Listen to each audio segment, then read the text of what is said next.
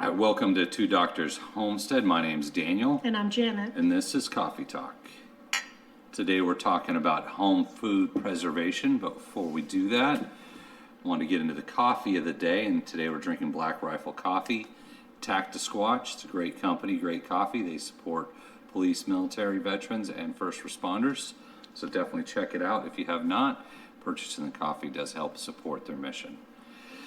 So jumping into home food preservation, whether you're a homesteader, whether you're a prepper, whether you're a gardener, any of those things, you might be interested in preserving food. And I think there's a lot of bad information out there, a lot of potentially dangerous information out there when you see the different videos and the ways people are choosing to preserve food. So we just wanted to talk about kind of the different options you have to preserve food and sort of why you would want to preserve food. I mean, in the modern world we live in, you can just go to McDonald's at any time and get yourself a cheeseburger.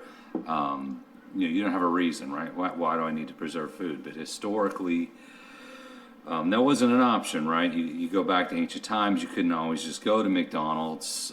You grew your crops in the spring, maybe you had a winter crop. You had to preserve that food for when you couldn't grow food, and when you would if you're going hunting, you would have to preserve that animal so it would last long. So you look at salting meat and preserving vegetables and maybe your dry goods if you had wheats and whatnot. So there's a lot of reason why people have preserved food, and I think it's as relevant now as it ever was. I mean, you want to sometimes go beyond just your standard shelf life or have to keep everything in the freezer or the refrigerator. There's a lot of options for preserving your food, and it doesn't always mean preservatives. I think the term preserving food, people think about, I don't like a lot of preservatives. It's not necessarily what we're talking about.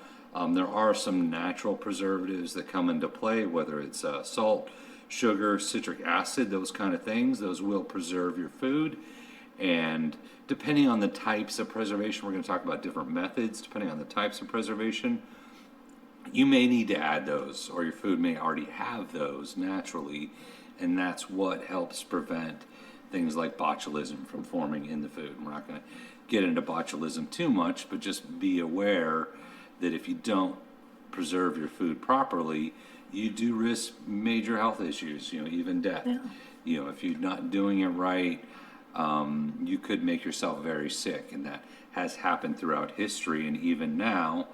If you look up botulism on the CDC website, most of the cases of botulism come from home canning. Right. Whether people just didn't do it right or they made a mistake. So there is risk involved, certainly when you're talking about long-term food preservation.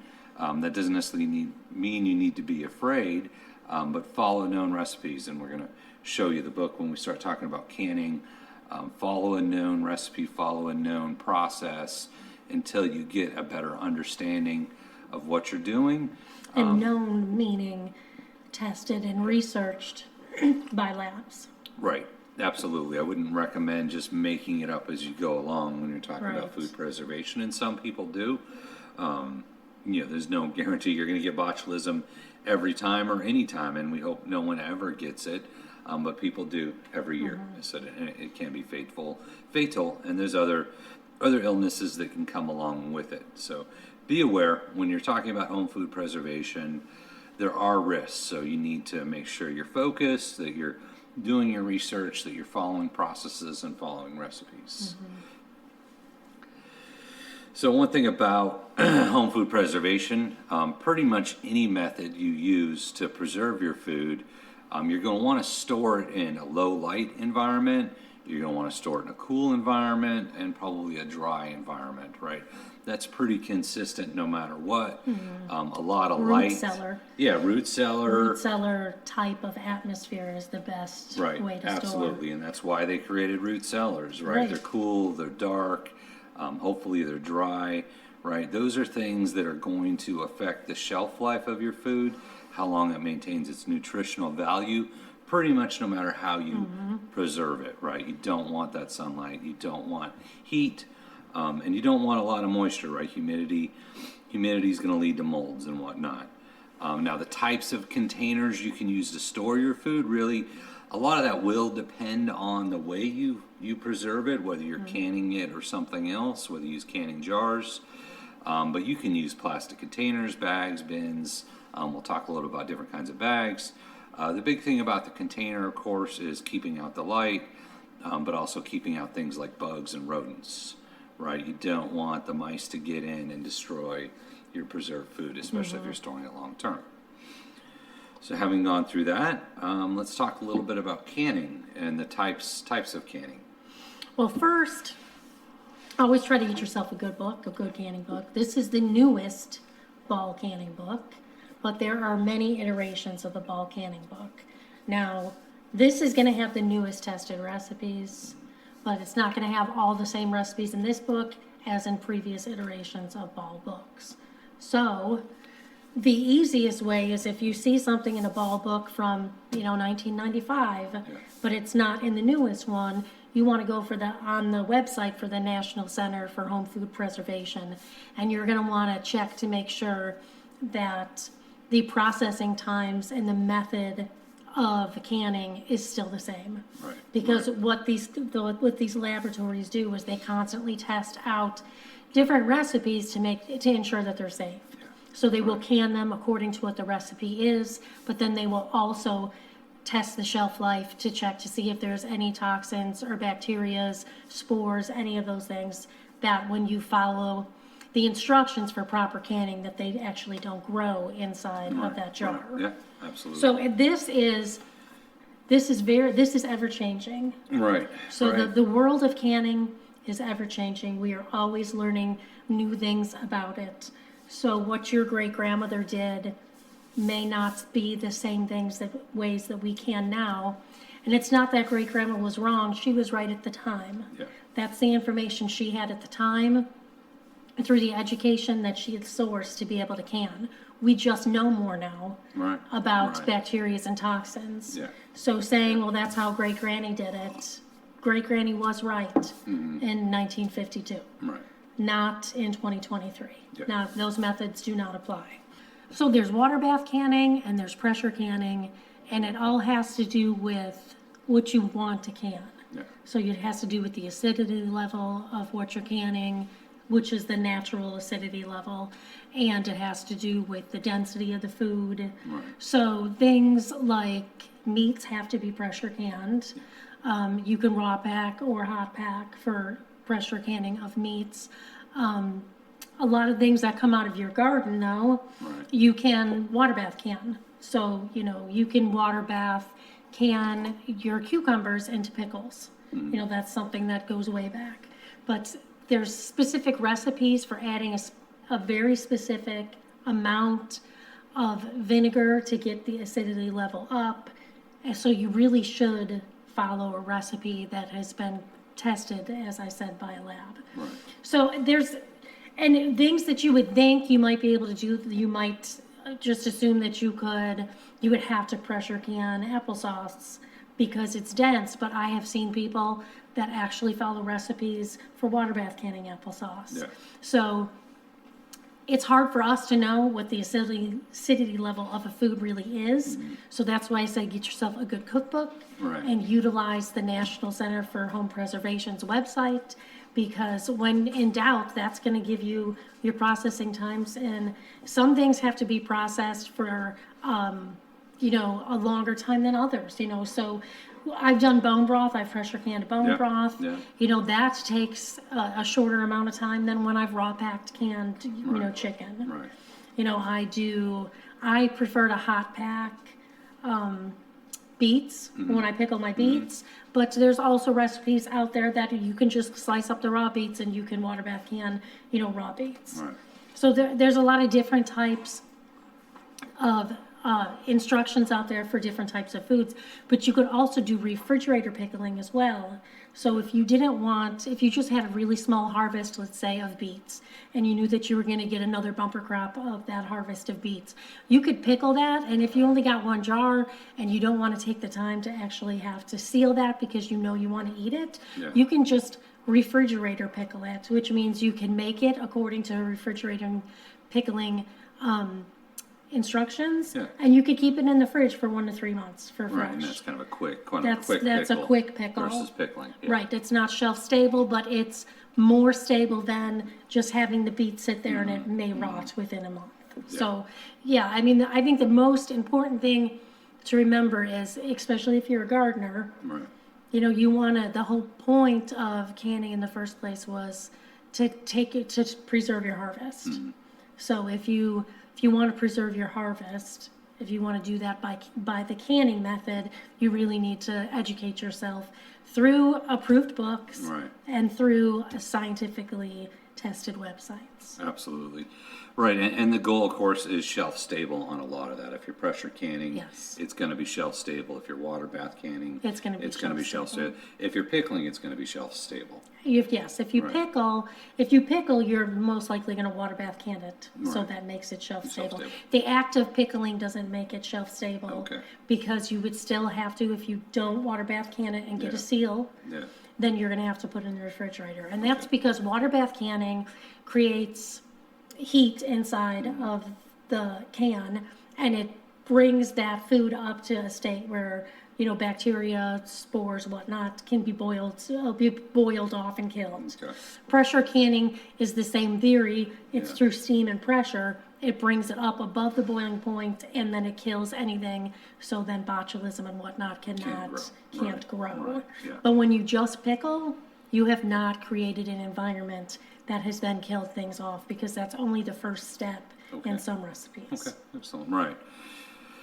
All right, the next thing we want to talk about was dehydration. Dehydrating foods is very popular. You've probably seen a lot of dehydrated foods for sale, whether it's banana chips or even jerkies. Jerkies are dehydrated foods. I love my dehydrator. My Right. Excalibur dehydrator is amazing. Yeah, we've done a ton of things dehydrating. And I've had it for about 10 years. It's still going. Yeah, it's a good dehydrator, Yeah. Excalibur dehydrator.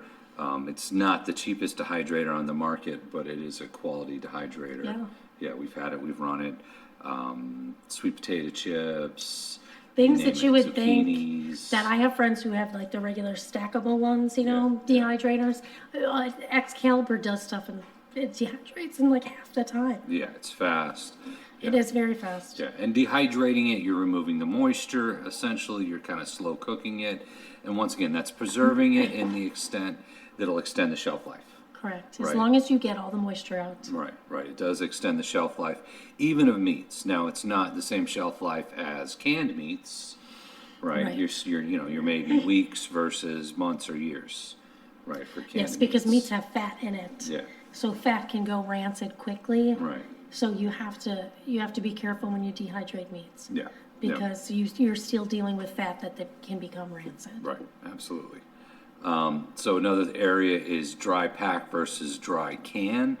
They're not the same thing. The names are very similar. We're not going to talk too much on dry canning. If you Google it, you look it up, it's pretty much not recommended. I know some people say they do it and they love to do it, and that's great.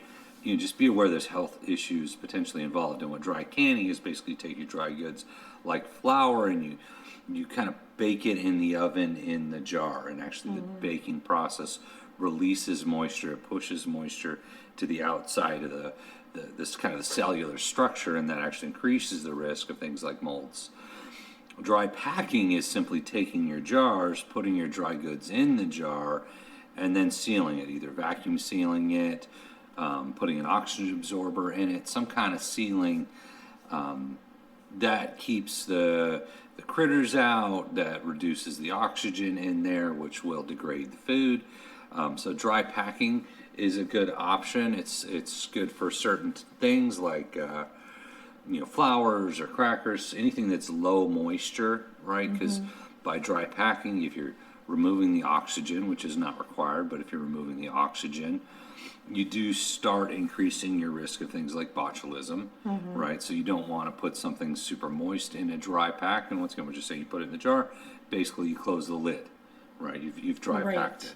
And just remember that when you're dealing with crackers, you're dealing, again, Yeah. with a level of fat. Right, in there the are fat, product. right, they're not gonna last. Things with fat are not gonna last as long. The higher the fat content, the less the shelf life. Correct. Right. The next one is vacuum seal versus Mylar. Those are both good options for home food preservation. A vacuum sealer, if you've seen a vacuum sealer, that's good a lot of the times for things you're going to put in the freezer, right? They call freezer bags, right? You put your meat in the vacuum sealer, you get the oxygen out of it. That helps reduce the risk of things like freezer burn. I mean, I think a vacuum sealer is great. Yeah. Especially if you have your own animals that you process on your land. Absolutely. Because we raise and process our own hogs, and if Right. we did not have a vacuum sealer, it would be very difficult to keep, 300 pounds of meat from getting frostbite in the freezer. Absolutely, yeah. So yeah. vacuum sealing is very essential for us to Right. be able to preserve our harvest of our animals. No, absolutely. And there are a lot of dry things you can vacuum seal. We had mentioned beef jerky. If you dehydrated beef jerky, you could then vacuum seal it. Right. Once again, it's creating a lower oxygen environment, which can preserve the food, but has its own risks. The next one is Mylar bags. Generally, you put an oxygen absorber in the Mylar bag. That's good for preserving, I would say, powder form things like flours. Things you can't put in your vacuum sealer. If you try to vacuum seal a bag of flour, you risk getting that flour sucked into the vacuum sealer, right? But if you take a Mylar bag, which is generally much more heavy duty than a vacuum sealer bag, the Mylar is less likely to leak and allow oxygen in, right? They're dark shaded, so you're less likely to get sunlight in. So you're going to get longer, longer food kind of preservation times and things you've packed in Mylar bags, and using that oxygen absorber has some benefits, right, over vacuum sealing. But you wouldn't necessarily use a Mylar bag and an oxygen absorber for something like meat, right? So they each have their own place, and it's good to know which ones to use when.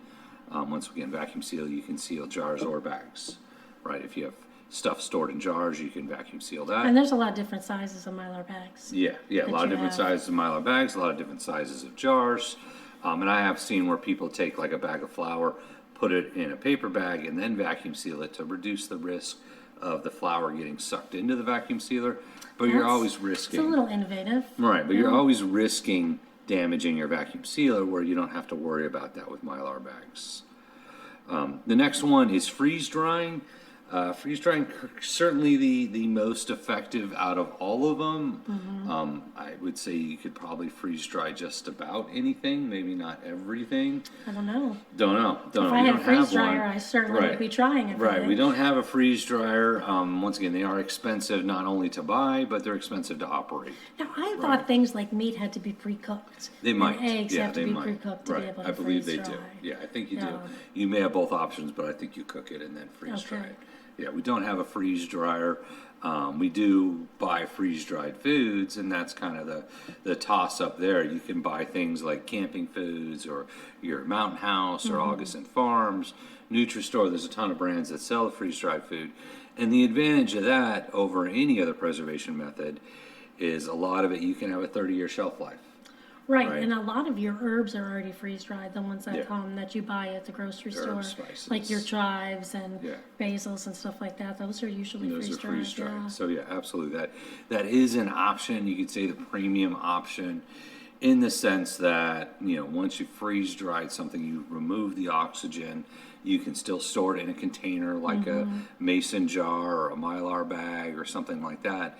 But you're gonna have an extreme shelf life on those. Yeah, kind I of mean, things. those cans, those number 10 cans that, we've purchased, say, 25 years. Yeah, 25 Yeah. years or more. Now, some dry goods like rice and beans, which are your typical prepper dry goods. I mean, rice, if you store it in a Mylar bag with an oxygen absorber, and it's a cool dry place, and beans would be the same. Those can have 30-year shelf lives. So, I mean, if you're talking about just food for extreme shelf life, there are options beyond freeze dry, but freeze dry could take your scrambled eggs that you had for breakfast, you freeze dry it, and that's still going to be good for 20, 30 years. And there's Right. nothing else that can really touch that.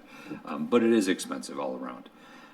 Now, there's some add-ons for food preservation, like the desiccant packets or the oxygen absorbers. Those are the desiccant packets are the ones that absorb moisture. They might be called moisture absorbers. Little packets, you've seen them and stuff. Like silica in them. Yeah, the little say do silica not packs, eat. right? You don't eat them. I've read that it wouldn't really hurt you if you ate them. I don't know, Right. but you probably don't want to eat them anyway. I'm not sure anybody wants to try. Right? Yeah. I can't imagine. I mean, it's that'd gonna be a super pretty good. embarrassing way of going out. Right. If you did die, that would suck. What happened? Ate the silica packet. They eat the silica packet. But yeah, they're good to help any kind of food preservation. And on the dry side, you wouldn't put it obviously in something wet that you're canning. There's some common sense there. But if you're dry packing, if you're putting in a freeze dry bag, in Mylar bags, any of those kind of things, if you want to just help control the moisture a little bit more, you can do something like a silica pack. You can use oxygen absorbers in Mylar bags. I've seen people do oxygen absorbers when they're vacuum sealing, which seems a little silly, but you can certainly do it. You can do it when you're dry canning. You can put something in the canning jar, drop the oxygen absorber, seal it, and that's going to create that low oxygen environment, which will help, in general, preserve the food longer. All right, so how to store some common things like flour. If you want to store flour, I would recommend a Mylar bag with an oxygen absorber. There's 1 gallon bags, there's 5 gallon bags you can put in a 5 gallon bucket. Feel like that's going to give you your longest shelf life for flour. You know, we've stored it in all different ways. Once again, I said you could vacuum seal it in a freezer bag, but I feel like the Mylar bag is less likely to damage your vacuum sealer. The end result is roughly the same in that you have your flour without oxygen, right? You don't want the sunlight getting to it, and you certainly don't want any kind of critters or anything like that getting to it. Next one is beans, right? You can store your beans. You can dry pack your beans. You can put them in a canning jars. You can put them in Mylar bags. We like to use the Mylar bags for the beans. When you put the beans in a Mylar bag with the oxygen absorber, store it in a cool, dry place with no sunlight, they could last 30 years, right? And, you know, I've seen things on that where beans, if stored properly, can last a long time. And for us, you're saying that's kind of the rest of your life. Like you buy beans now, you store it. Dried beans. Dried beans. Not wet beans. Right. Now, I'm not talking refried beans. I'm talking dry beans. Same thing for rice is realistically the same. Cool, dry place. Oxygen absorber, Mylar bag. That's going to last you a long time, 20 years, 30 years, maybe longer, and still be nutritious. Now, salt is its own preservative, right? So if you're storing salt, you don't want to use an oxygen absorber. Things like salt or sugar, right? They're both natural preservatives. That's because salt is naturally antimicrobial. Yeah. And it just is. Right. It's a preservative. You're not going to, nothing's going to grow in salt because it's just, it can't. Yeah, right. Same thing really with sugar is also a natural preservative. So you can store them, you can dry can them, you can put them in Mylar bags. I wouldn't do an oxygen absorber. Heard that, you know, you kind of end up compressing it down into a little block, oxygen absorbers, and they're not necessarily, once again, they are preservative. Salt has been around a long time, right? It's a pretty basic element. It doesn't go bad. It's a very old way of preserving. Right, it doesn't go bad, right. And you can look at, you know, if you're preserving meat, I've got meat on here. Couple ways you can preserve something like meat to make it shelf stable. You know, there's the pressure canning of meats, but you can also cure it. So then you're looking at salt or curing salts, which is the sodium nitrate or the sodium nitrite. You're going to get a longer shelf life. You can dehydrate meats. Those are the salts that should not be eaten. Right, yeah, don't eat those directly. They Right, dye them pink. they dye them pink. Purpose, Right, so that people don't think that they're table salt. However, pink Himalayan salt has since come out since that. So right, yeah, you get the confusion there. Yeah, don't eat your sodium nitrates or your sodium nitrites. But if you put it in meat and you allow it to sit for the proper length of time, that breaks down, and that'll actually help kind of cure the meat. That's how they make things like salamis and whatnot. And that's a prosciutto. shelf stable. Yeah, it's a shelf stable meat. So meats, you've got a variety of options. Pressure canning is the same thing as buying a can of like Spam. Once you pressure can, it's going to have a good shelf life. Dehydration, you're not going to have as long of a shelf life. Like a bag of jerky doesn't last forever. So even if you dehydrate it, and you put it in a Mylar bag with oxygen absorbers, or you vacuum seal it, you're still not going to have the same shelf life as if you freeze dry it or you pressure can it. Right. Right. Or there is the curing process. Things like baking powder, baking soda, I'd say dry canning. I don't know if you'd want oxygen Well, they're absorbers. salt. Yeah. There's sodium in them. Yeah. So. You probably don't. Something like that, I would say you probably want to look at just either dry pack them, or maybe Mylar. You could Mylar it, I guess. There's a very, very high level of sodium. Very high levels of salt, yeah.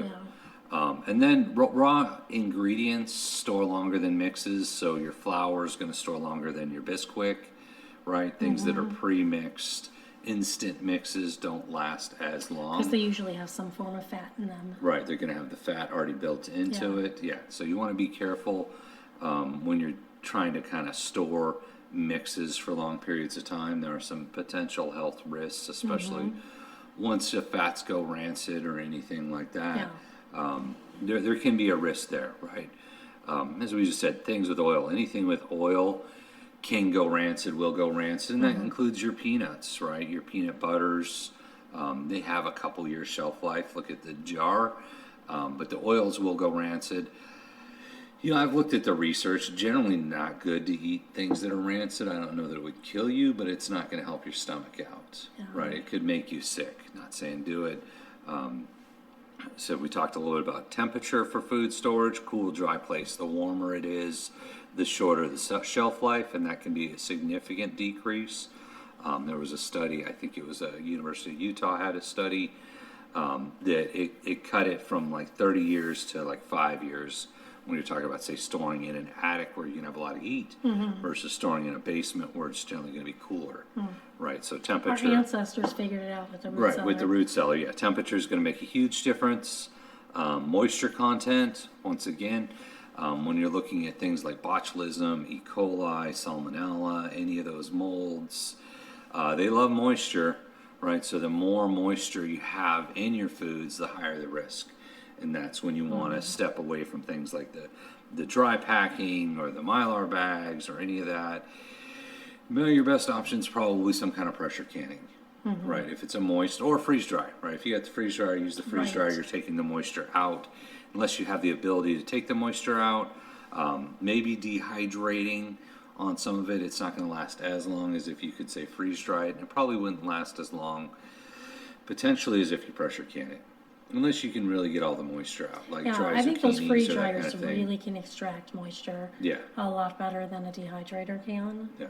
But they're also $4,000. Right, yeah, As opposed to, exactly.